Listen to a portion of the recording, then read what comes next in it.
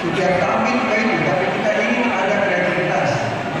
Mudah-mudahan dengan acara festival ini yang diagendakan secara tetap, secara rutin, kita dapat bisa diakomodir sebagai kalender pariwisata dari Dinas Wisata.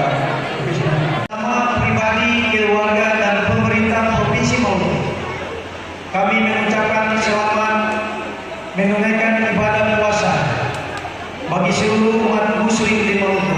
1445 Hijriah tahun 2024 kami nyatakan dibuka secara resmi. Sekian dan terima kasih. Billahi taufiq wal hidayah. Wassalamualaikum warahmatullahi wabarakatuh. Senantiasa memohon itu dan pertolongan Allah Subhanahu wa taala.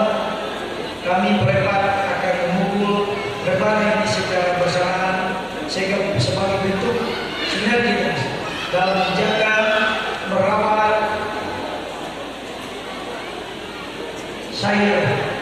seni budaya Islam melalui festival musik sahur Ramadan bersama.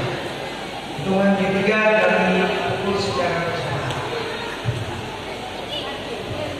1, 2, 3. Baik, kita persilakan pasangan paling meriah untuk pembukaan Festival Musik Sahur 2024 Ramadan Bersyair.